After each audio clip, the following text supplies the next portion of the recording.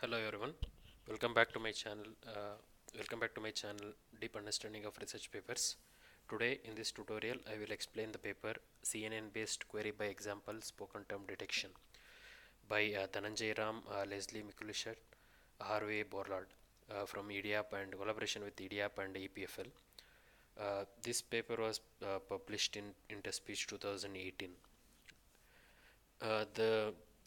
The overview of this tutorial is going to cover the what is this paper is contributing into this spoken term detection. Then we'll see some introduction. Then we'll see the introduction of what is query by example spoken term detection. Then we'll see the approach published in this paper. Then we'll see some architecture details and the training procedures. We'll see some experiments they conducted using this approach, and then we'll see some results. So the overview of this paper is basically they are introducing some novel idea into this query by example spoken term detection, in short form QBSTD. They use post DNNs posterior, and they use CNNs to classify those distance metric computed between the query data and the test data, and that's what they are doing. So they use CNN to classify the test utterance into positive or negative, depending on the query. If there is a query, it should be positive. If there is no query, that means it should be negative. Then they also show they beat the state of the art DTW based query by examples spoken term detection, using this approach, and they say they show that they get 10% relative improvement over SWS data set and the Quest 2014 data set. So what is spoken term detection or query by example spoken term detection? Let's say we have a database of, let's say, 10 hours or 20 hours of data which contains a lot of audio data. Now we want to, let's say that 20 hours of data had 1,000 utterances. So sorry, not 1,000. Let's say 10,000 utterances. So utterance, when I mean it's a sentence. So totally it's 20 hours of data and it has 10,000 utterances. So all we want to find out is which all sentences contain the word Trump. So what we can do is we can speak the word Trump, and it's a speech sequence is called query or spoken query, and we want to search this entire database for this keyword or for this query, and we want to fetch all the utterances which have this query or which has this word Trump, and that has many applications. As you know that you can do search very easily, like that you can assume a lot of you can think of a lot of applications over there. But this is what is query by example spoken term detection. Here we are not using any text or anything, we are directly speaking what we want to search in the database, and the algorithm will figure out this where this query is happening in the database. So there is here it's like the query is a spoken term which you have to speak. It's a speech sequence, no text, and the database is also speech data. So we'll see how do we find out this query by how do we do this query by example search using this approach. Unlike KWS, keyword spotting, where you specify the word you want to spot in the data, where they use acoustic model from speech recognition, and they extract this phoneme posteriors from the last layer, and they compute this likelihood of the keyword. So that is KWS, but unlike KWS, here you're not specifying any text data. In KWS, you can say, let's say I want to find out if this word, for example, let's say tree or let's say house, is it occurring in the audio which is incoming. So there you don't need audio data. But here you will need audio data of the query. There you don't need the audio data of the query. So that is the difference between KWS or keyword spotting and query by example spoken term detection. So as I said, let's say you have a query, you are giving a query, you are speaking, here my name, I'm speaking Krishna, and I want to find out all the sentences which have this word Krishna spoken by a lot of other people, and I want to fetch them and show them to a user or something, right? So that's one application, for example. So what is the approach they are taking here? There are different many approaches people have used back in the past over the past years. When most common one or even the state of the art one is dynamic time warping based one, where you warp your query signal along with the test utterance and find out where this distance between the the query and the part where the actual query is happening are matching. It's some sort of matching kind of thing when you use DTW, dynamic time warping. That approach again, people have used directly MFCCs, and some people have used even DNN posteriors as the features for aligning or even to warp the query posterior vectors or query posterior features with with our test utterance posterior features. Features, when I say it's a posterior probability of phonemes, for example. So the same thing what we do here is instead of using warping, so what they do is they use this acoustic model. These two acoustic models are similar. They use this acoustic model to compute the posterior vectors for each of the frame in this audio query, and for each frame you get one posterior vector. Posterior vector is nothing but the probability distribution over all the phoneme sequence, sorry, for all the phonemes which are there in that language. And when we do that here, we get, let's say, 100 posterior vectors here, because let's say the speech query had 100 frames. Here you have a test utterance which is long, but it has this keyword or the query word Krishna in this long sentence. Now here again we are using the same acoustic model. Here we are computing the posterior probability vectors for each of the frame. Maybe this sentence, it's a long sentence, may have 1,000 frames, but this query had only 100 frame. Now what we can do is we can compute the distance between each of the frame, between the query frame sequence and the query posterior sequence and test returns posterior sequence. So once we do that, what we get is a matrix, a distance matrix. For example, if we compute the distance between the first frame posterior vector with the first frame posterior vector of query, then we get one value, which is just a distance. Computing the distance between those two vectors is just one single scalar. That will occupy the first position in this matrix. Then if you take the posterior vector of the second frame and compute it with the vector of first vector of the query sequence, you get another value. So that way you will fill up this entire distance matrix. I'll show you how that distance matrix will look. And this distance matrix, you can think of it as one channel image or a grayscale image. So it's an image, it's a two-dimensional image, and it has some information about, is the query really occurring in the test returns. If it is happening, it will have some sort of some structure in the image, but if it's not happening, it will be a random structure.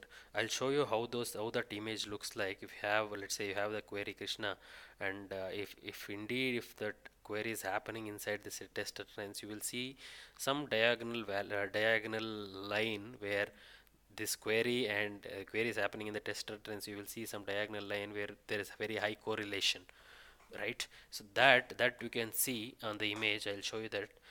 And that can be classified into that can be put as an input to the CNN takes two-dimensional image and tries to classify whether the query is there or whether the query is there in the utterance or not. It's just a binary classification. So this is the whole idea of this paper. You have acoustic model, and you are going to extract the DNN posterior for both query and the test returns. Then you will find the distance, frame level distance, and get a matrix. That matrix you are going to feed it to CNN. Now we'll see what that what that uh, what that image or a distance matrix looks like. So here let's consider, let's say we extract MFCC coefficients for speech utterances, and we compute the posterior gram or posterior vectors for each of the frame. So if you consider query Q, it will have m frames. So m could be less than n. So represents it, that m is the total number of frames present in the query, and capital T is the test utterance, which will have n frames. So let's say each n frame, and for each frame you compute the posterior vector using the DNN. I will show you what the DNN structure is and what it is trained on. It's an acoustic model basically. Now m represents the total number of frames present in query, and n represents total number of frames present in the test utterance. Now given, let's say, posterior vector qi, ith posterior vector of the ith frame from the query speech, along with if you compute the distance of qi with tj is nothing but the posterior vector of jth speech frame of the test utterance. Now the distance, you can measure it as we compute the distance by taking a dot product. So if the you can use, in fact, you can even use, let's say, distance square or difference between the vectors, but here they are using dot product. Dot product is nothing but the similarity. But if the two vectors are similar, then you will get very high correlation, sorry, very high value.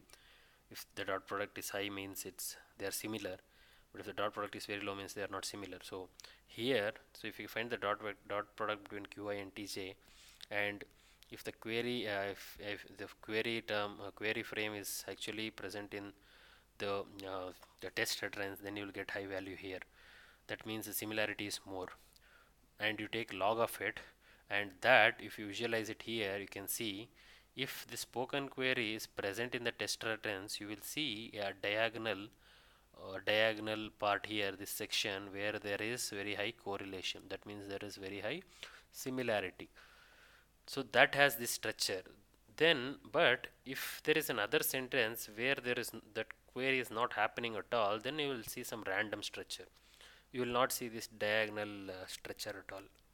So the CNN, when we feed this picture, it should automatically, the filters which it's going to learn should automatically learn to find this sort of, detect this sort of structure and make a decision as, okay, indeed there is some query, some part of this test reference which is matching with the query term. So, and it should be able to classify that as the positive pair, positive sentence which has the query. And but if it sees this sort of image, then it should make a decision that there is no this sort of structure, so it should make a decision saying this is a negative pair. So and this matrix has not only these value, but they also normalize the values a bit, because different utterances are recorded in different conditions. So the posteriors are going to change, just like the speech features. So they are going to normalize this matrix so that all the values are between -1 and +1. Then then again the normalization is done like this. So S min is again minimum of this matrix, and X max is what is the maximum value of this, and they compute this normalized matrix. So the normalized matrix looks like this. It's a single image, single dimension is just a, it's a 1D image, not 1D, it's a 2D image, but it has a single channel, unlike normal images where they will have 3 layers RGB. Here they have only one channel. So this is what is going to happen. You will finally, what you will end up is, you will end up with these sort of images. If the positive pair, you will see some diagonal structure. It can be anywhere in this matrix. and the negative pair you will not see any sort of this sort of structure. So that images are going to go into the CNN. So CNN, as I said, it has one channel, but as you can see it has this 200 and 720. So you can ask, what is this 200 and 720? As we all know that CNNs can process only at least for classification, they can take only fixed dimensional images. So in this case they are taking the fixed dimension as 200 cross 750. So the 200 should be the length of the number of frames of the query, which is the y-axis, and 750 is the number of frames for the test utterance, which is x-axis. But if we can ask the question, what if the sentence has more than 750 frames and less than 750 frames? So the simple thing is, if they have more than 750 frames, we are just going to discard frame, which is simply like downsampling. Let's say we had 200 cross 1000, so we'll downsample that 1000 into 750 by just discarding the frames in between those 1000. Then if it is more than 200, for example, the y-axis is more, then we can again do the downsampling in the y-axis also. But what happens if there are less number of frames in the x-axis, for example? So what we should do that time is, we are going to take the minimum value of the matrix and we are just going to replicate it along the dimension. So that will give you, so at any point of time, that will give you a 200 cross 750 cross 1 matrix that is ready for going into the convolution layer. And it looks like it has 1 2 3 4 5 convolution 4 convolution layers with two fully connected layers. Then we have softmax, which will classify it as 1 or 0. Sorry, not 1 or 0. It has a two-dimensional two outputs, which first one may be the positive, and if the second one is negative. So if they get the first, whichever has the highest value or highest probability is going to get classified that. So that is about the full idea of what is happening in this paper. Fairly simple idea. I mean, not simple idea. It's a good idea, but not that complicated. All you have to take care is how do you build this acoustic model. It can be simply some online available speech recognition model. You can simply take it out of the box. Then the question is, computing this test matrix is not a big deal, because you already know, if you get this vector and this vector for every frame, you know these equations. You can just use these equations and find out the matrix, normalized matrix. Then all you need to do is build the CNN in TensorFlow, PyTorch, or Keras, anything. Then doing the training, writing the screen training, fairly simple. Then what these people like, how do you proceed? You have to take some data set, online available data or your own data. Then you have to conduct your experiments. So here the experiments are done on two data sets. One is SWS and another one is Quest dataset. So SWS dataset is 9. It contains 9 language data, and each one of them are low resource language. Low resource means not very well known, like English or French kind of language, where the amount of data available is less. So low resource languages, and even there are non-English data also. So they collect this nine resource data. So for development set, they have 505 queries, and for evaluation set they have 503 queries. So 505 queries means 505 queries people are making. That is for development, and one is for testing or evaluation. So each set consists of 3 types of queries. I mean, based on number of examples. For example, some queries may have only one. The number of examples available, means the test is only one. Sometimes you will have per query you will have 3 examples. Sometimes you will have per query you will have 10 examples.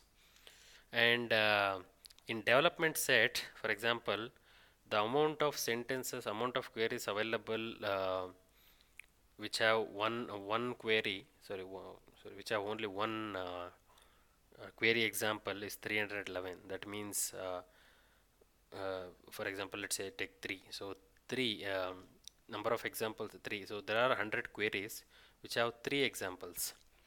For example, let's say the word there is a word, let's say some word like a tree.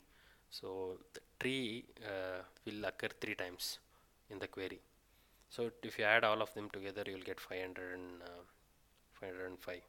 So same thing even in the evaluation, they have 310 utterances which have one query, sorry, one examples, and 100 queries have 3 examples, and 93 queries have 10 examples.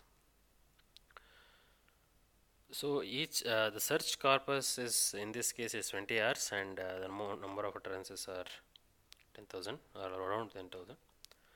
So coming back to quest data, quest is again 6th language. So we have Albanian, Basque, Czech, non-native English, Romanian, and Slovak. So 23 hours of audio data, 12,000 files, around 20,000 files. The evaluation set is 555 queries, which are separately recorded compared to this data.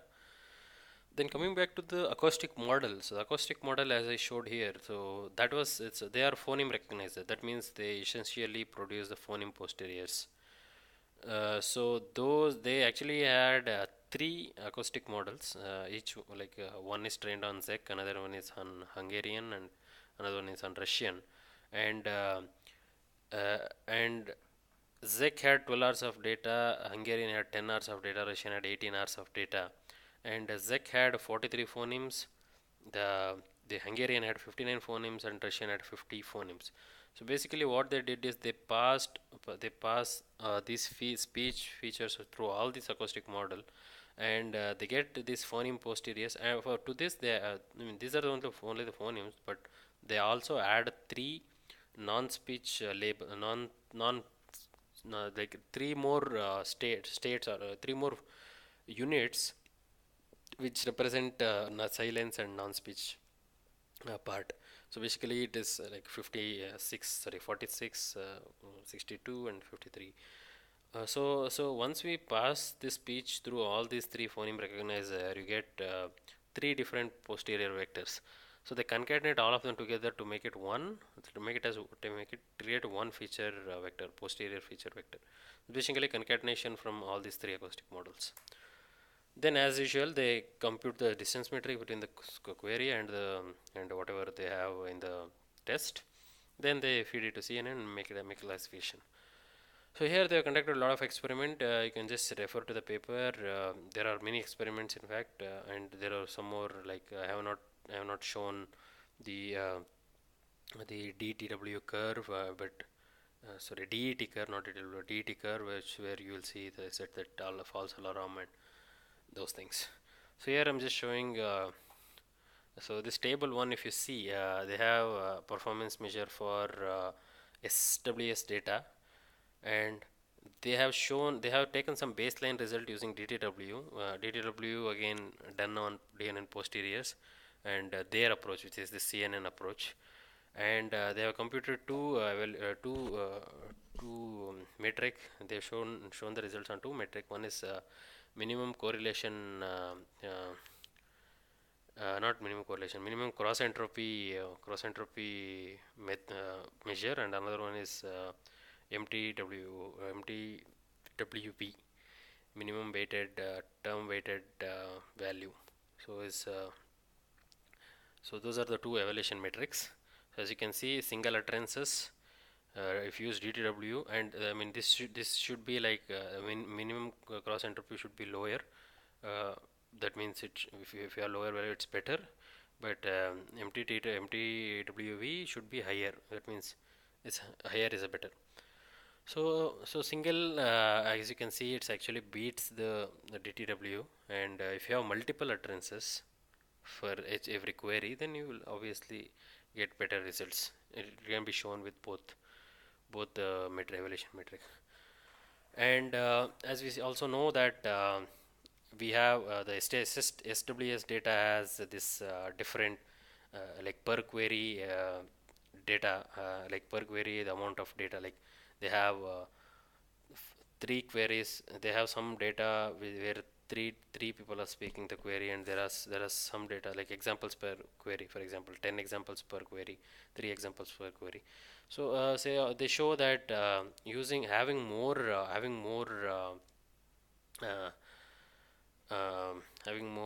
what do you say having more data, it sort of gives improvement, right?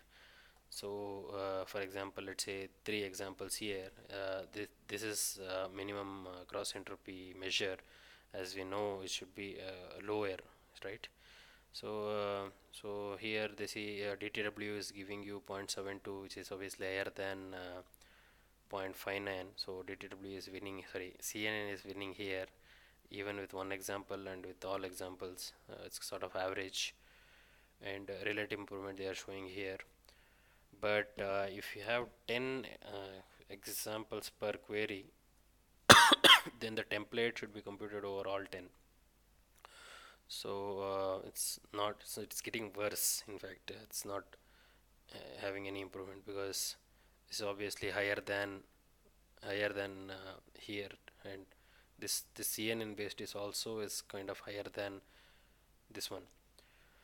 Then I mean, if you, this is what you get when you do all examples. But if you see, the relative improvement is kind of good from DNN, sorry, from one example to all examples.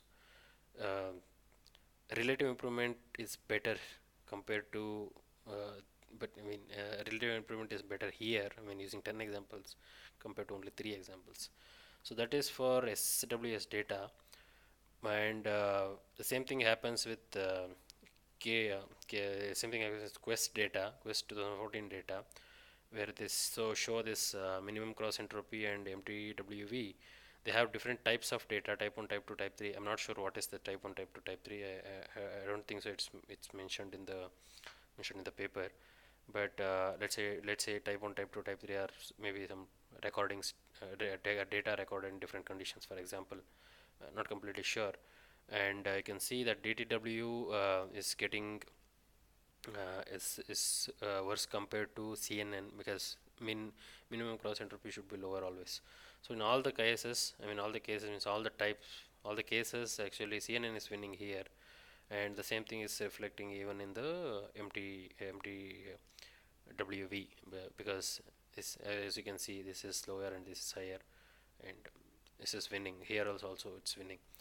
So on overall, we can say that this method of using convolutional neural network to classify the distance matrix into the positive example or the negative, or positive means hit.